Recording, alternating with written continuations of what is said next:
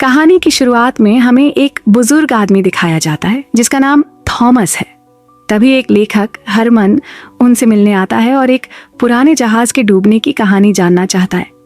Thomas पहले तो कहानी बताने से मना करता है क्योंकि यह घटना बहुत दर्दनाक थी, लेकिन बाद में वह बताने के लिए तैयार हो जाता है। इसके बाद कहानी 1820 में चली जाती है। ये उस समय की बात है जब समंदर में व्हेल का शिकार करना आम होता था, क्योंकि उसका तेल बहुत कीमती था।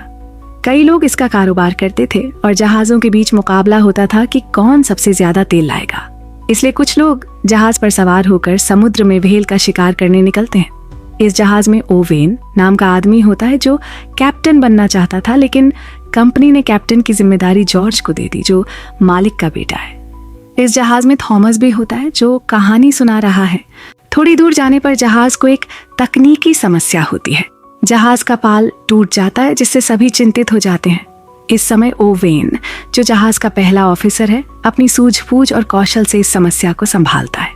वह टूटे हुए पाल को ठीक करता है और जहाज को आगे बढ़ाने में मदद करता है, लेकिन कैप्टन जॉर्ज को यह पसंद नहीं आता। अब काफी दिन बीत चुके थे और एक दिन ओवेन समंदर में एक बहुत बड़ा तूफान आते देखता है। वह कैप्टन जॉर्ज को समझाने की कोशिश करता है कि जहाज को तुरंत वापस मोड़ लेना चाहिए क्योंकि आगे बढ़ना खतरनाक हो सकता है, लेकिन जॉर्ज ओवेन की बात को नजरअंदाज कर देता है और जहाज को तूफान के अंदर ले जाने का फैसला करता है।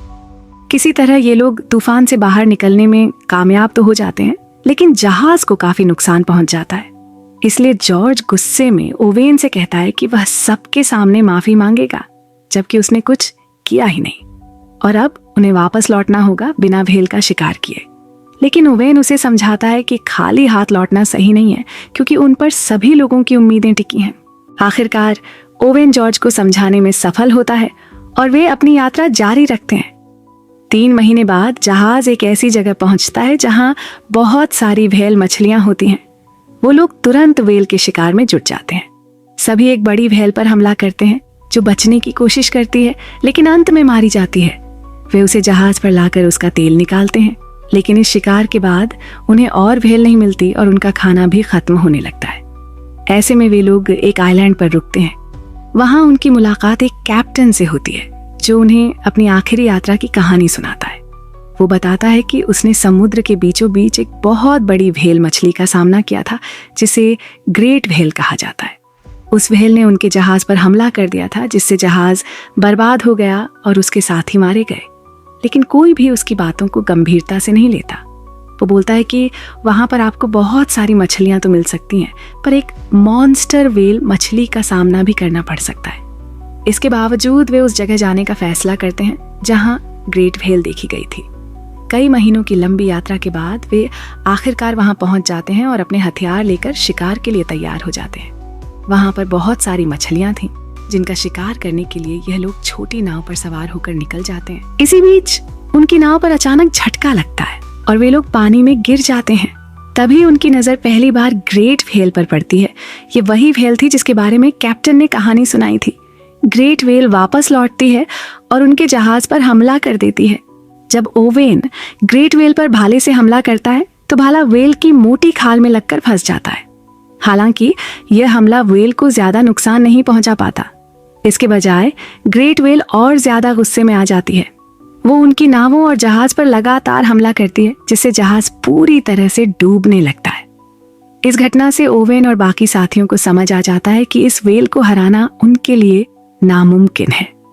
उन्हें अपनी जान बचाने के लिए भागने के अलावा और कोई रास्ता नहीं दिखता। अब काफी दिन बीत जाते हैं और हालात और खराब हो जाते हैं।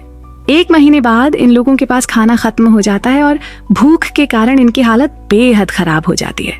तभी एक साथी को जमीन नजर आती है और जैसे ही वो लोग किनारे की तरफ बढ़ते हैं, ग्रेट व्हेल फिर से आकर उनकी नावों पर हमला करती है। नावें टूट जाती हैं, लेकिन वो लोग किसी तरह लहरों के सहारे एक द्वीप तक पहुंच जाते हैं।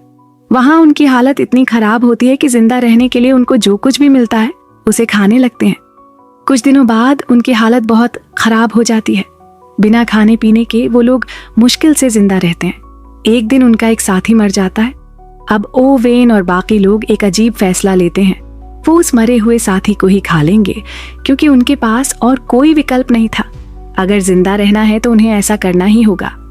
काफी दिन बीत चुके थे, लेकिन वे लोग अभी भी समंदर में फंसे रहते हैं।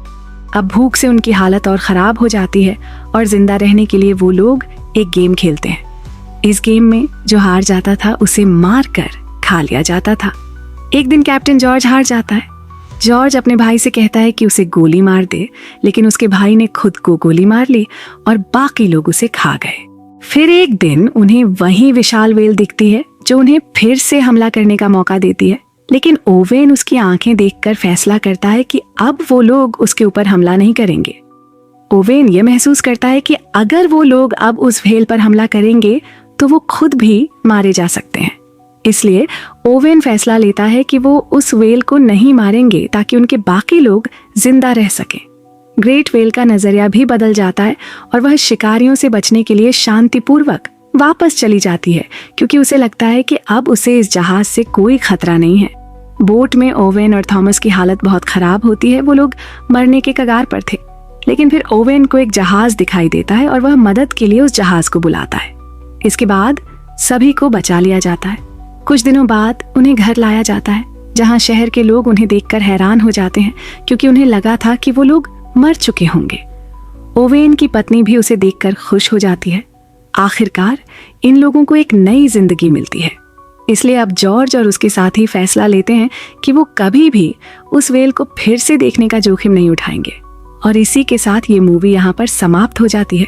सो आखिर में आप लोगों के लिए एक प्यारा सा संदेश। जब जीवन हमें कठिनाइयों और डर से भर देता है, तब भी हमें उम्मीद नहीं छोड़नी चाहिए। प्रकृति के सामने हमारी ताकत छोटी हो सकती है, लेकिन हमारी आत्मा की ताकत कभी नहीं टूटनी चाहिए। जब हम दूसरों का साथ देते हैं तो मुश्किलें हल हो जाती हैं, और यही सच्चा प्यार और मानवता है। दर्द हमें तोड़ सकते हैं, लेकिन अगर हम उसे अपनी ताकत बनाकर आगे बढ़ें तो कुछ भी असंभव नहीं है। हर आंसू, हर पीड़ा हमें और मजबूत बनाती है। शुक्रिया